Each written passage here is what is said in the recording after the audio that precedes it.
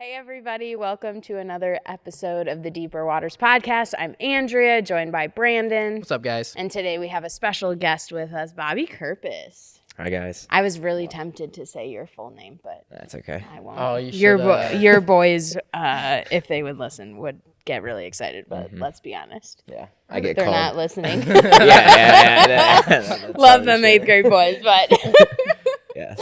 Or say it, the full name, and if they are listening, we'll find out. Oh, they're definitely not. yeah, But yeah, anyways. All right. Well, we're excited that you're here with us today. Again, reminder that the podcast gets dropped every first and third Wednesday. If you don't want to keep track of that, just make sure you subscribe so that it'll drop right into your podcast feed wherever you like to listen to your podcasts. Also, another announcement for you guys is that baptisms are coming up November 23rd and 24th during weekend services. And baptism was really an opportunity for us to make a public declaration of this inward confession that we've made in following Jesus. And so if you have accepted Jesus, if you're choosing to follow him and live your life for him, and you haven't been baptized, we would really encourage and challenge you to think, could this be my next step? Right? We're always talking about what's my next step? What more can I do to step closer to Jesus? And this could be your opportunity. Again, we get to not just take this faith that is personal and keep it private, but we get to make that public and share that with others. So talk to myself, talk to Brandon, talk to your life group leader, your parents, and we can help you guys get signed up for that. The deadline is November 11th to sign up, so make sure that you let us know if that is something that you're interested in. Now, today our random thought comes from Brandon, and that smirk on your face makes me real curious to see how this is gonna go. What in the world is stopping tech companies from putting a label of top or bottom on USB cords? Because I cannot tell you how many times I have tried to plug in one of those things, and it's been the correct way. It doesn't work. I flip it over thinking I was wrong. That way was wrong, and I flipped it back over, and the it original way. So actually, the design in it, somebody smart enough figured out how to make it so that no matter which way you plug it in the first time, it doesn't work. Right. And why? And then magically, after you tried a few times, then it works. See, this is the problem. We what is stopping them from being like, just make it easy. Like, let's make this simple. Like, we can put computers in our pockets. We can figure out how to make the USB cord a lot better. Yeah. Yeah. Probably won't, unfortunately. They like to see us struggle. Someone get their dad at IBM to fix this. Or mom, okay? Or mom. Yeah, that's Jeez, true. Come on. Sorry. All right. Didn't mean anything by that. It's fine. It's fine. That's a great random thought. Song of the week that we're listening to. Yeah, it's the same one that we had last episode, but that had been a few weeks, and I felt like with the topic of this episode, keeping it the same just made way too much sense. But it's Slower I Go by SEU Worship. We did this song this past week. Reese led it, did an incredible job, by the way. Shout out to Reese.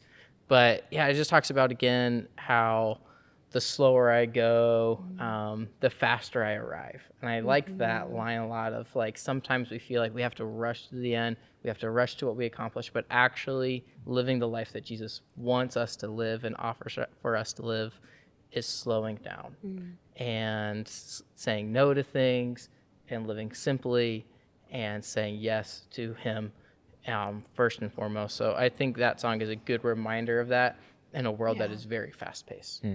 Absolutely. Yeah, and that, again, like you said, really ties into what we're going to be talking about today. This past Sunday, you guys started a new series in high school called Holy Habits, and just talking about different habits and things that we can make as part of our rhythms to, again, walk closer with the Lord.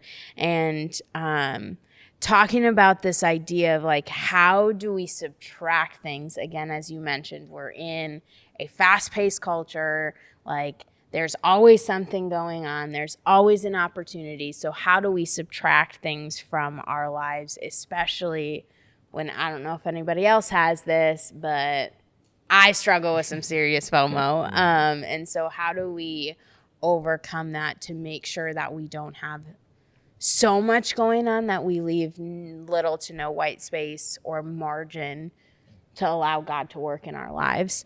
And so to start off our conversation, what is something that you have had to say no to before? And what was that experience like? Was it worth it? Share a little bit about that. I'm going to go? Yeah, you All right, got it. sweet. Okay, so I'll go back to high school. My high school football team was awful, like really, really bad. And I feel like this is a theme of my life. All the teams that I like. Bobby, it's not you. It's Oh, me. man, It's not yeah, you. I sure hope so. I didn't play football in high school or anything, but I always like they knew that I had like an arm, like I could throw the football a little bit, but I have like no idea how to like call plays, run through plays, whatever. Like I don't know that stuff. All I could do is like throw a football because I played baseball and whatever. It was like easier to do. I always like knew how to do it. So like halfway through the season, they already went through like one of our quarterbacks got hurt. And then I know what that's like for a team you're cheering for. Womp yeah. womp. Okay, sorry, I'm Yeah. back. It's all right. You got Sam Darnold. Yeah, and then one of their quarterbacks got hurt. Then they like asked the kid from the student body, like one of my friends, to like come and do it like off the street or whatever. And he did it, and then he got hurt. Oof. So then like they were just trying to figure out how to like what to do. And one of my friends like asked if I would like think about doing it, and it was like right before basketball season. So I was definitely thinking about it. I really wanted to do it, but then I said no because I didn't want to get hurt for my senior year of basketball. Like that would be really, really terrible. And then also just like learning all the plays, that just seemed like a lot in the time. And I also had a lot like going on, and so I had to say no to that. Were you glad with your decision of saying no? Like, did you get pushback? Like, what was that kind of like the experience of saying no? I think I look back and I'm like, what could have happened? Like I wonder. Yeah. I always like kind of wonder. I'm like, I wonder if I did do it, like what would that have looked like? Like maybe I wouldn't have gotten hurt. Maybe it would have like went well or whatever. But in the end, like I know it worked out. Like I all the things happened afterwards, like for a reason. And saying no led me to be able to do other things. So yeah. I look back and it's like I'm okay with it, but I was like kind of in my head. I'm like, I wonder what would have happened. Mm-hmm. Yeah, We tend to do that, right? yeah, for sure. For sure. I think with all Absolutely. decisions, I think that's a common theme of like the what if, but Yeah. Well, and I think that's an easy one too that the enemy tries to use against us of like leading us to doubt ourselves, right? Like if we make a decision, especially when we have to say no, and we start, like if we let those thoughts, like we talked about with middle school this last weekend, like when we let these soundtracks play in our mind of like, if you're doubting or if you have questions or if you make a mistake and you like play this soundtrack of like, oh, I'm not good enough, or oh, I can't make a good decision, or oh, like what if I would have made a different decision? And when we like let those soundtracks spin in our mind, it can lead us to more doubt in God and more doubt in ourselves. And so like, again, like it's always going to be natural, I think, to like wonder what if, but I think where we have to like be cautious is not letting ourselves dwell too much on that, because then it leads us to doubt our confidence in making decisions and hearing from the Holy Spirit as we're trying to make those decisions.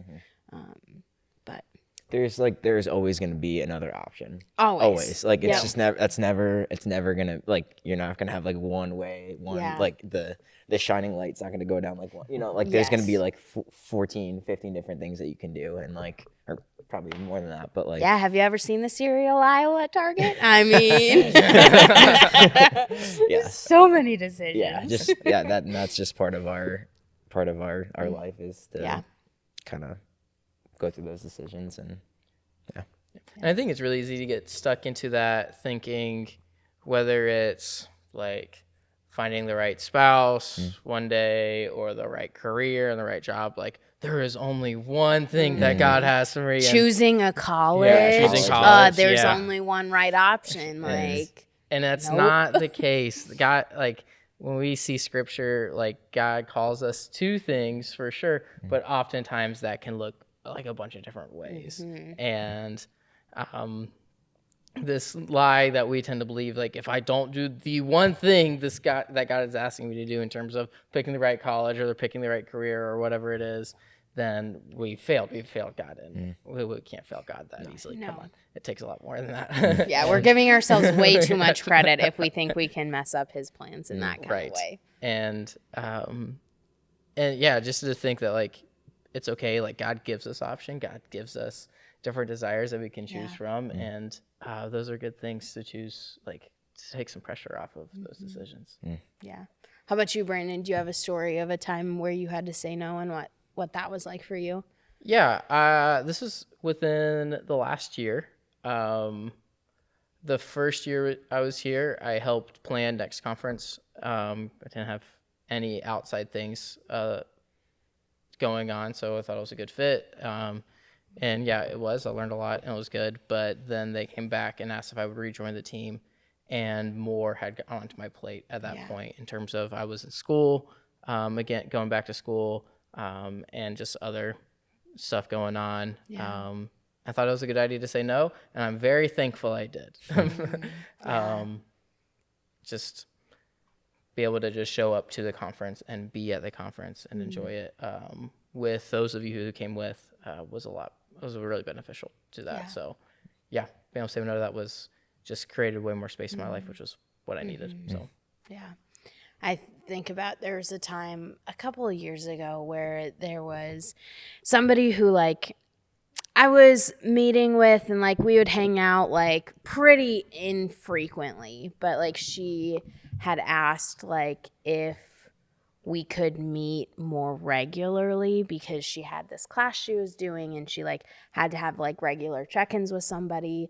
And like I spent time like praying about it, thinking through like what was on my plate at the time, and it was probably one of the like, because I want to be able to help people. I want to be able to sit with people. Like I want to be able to say yes to those things. And like looking at what was on my plate at the time, like I couldn't, and I felt so bad for saying no. Like it was so hard to say, because I felt like I was letting her down in a very like personal like friendship way.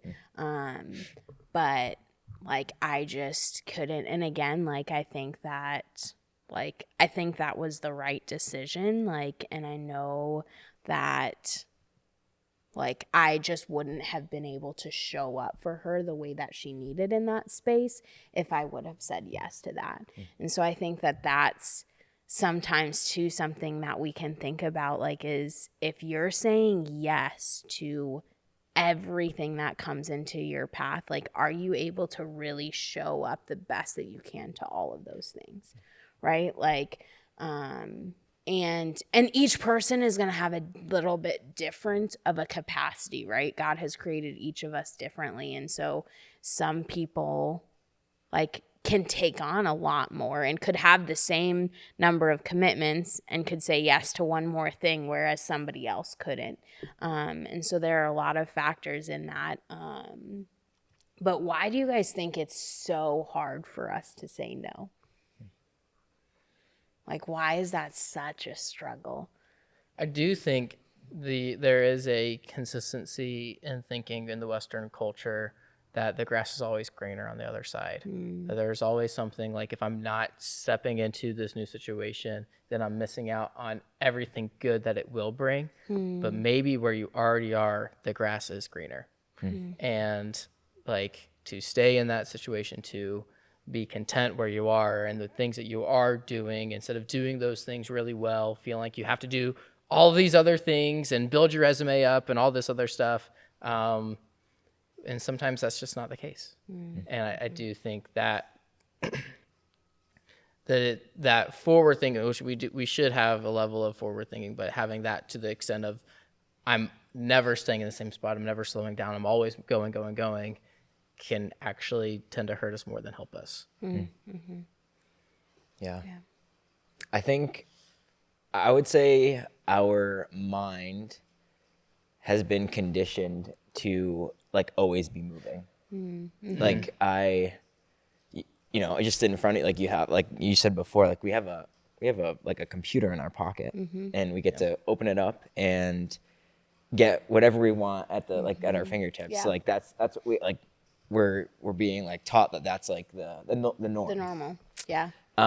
So like why would our minds like be able to be quiet or be like silent? It's just like not like who we are, and it takes like effort to like to slow our minds, to quiet our minds, to take things away. So it's not like the norm anymore, or maybe not anymore, but yeah, it's just not the norm. Yeah.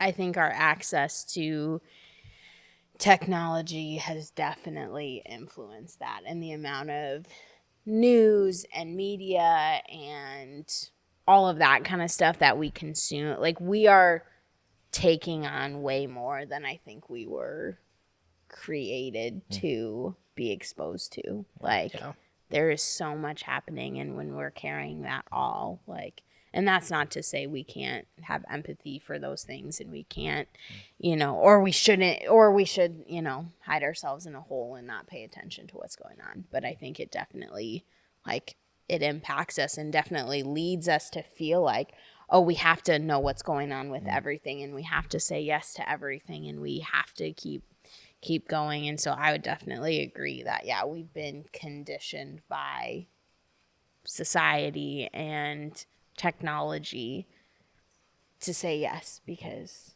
I think the other thing too is I think we feel like saying no is a sign of weakness. Yeah. Like, I think that if you say no to doing something, it's like saying you're not capable, which is not true at all. Like, you're not capable, or you can't handle it at all. Like, and like, again, like, we were created to have like space to rest, and yet we don't do that, right? How many times in scripture is Jesus going away to be alone with the Father? Or like Matthew 13, I think that I like noticed this for the first time. Like, it was like the first verse is like, Jesus went and sat by the sea. Like, and he just went and sat by the sea. Like, and so we weren't created to go at the pace, and yet we see it as weakness to say no to these things. And like, and sometimes I think we just think it's fun to be busy, honestly.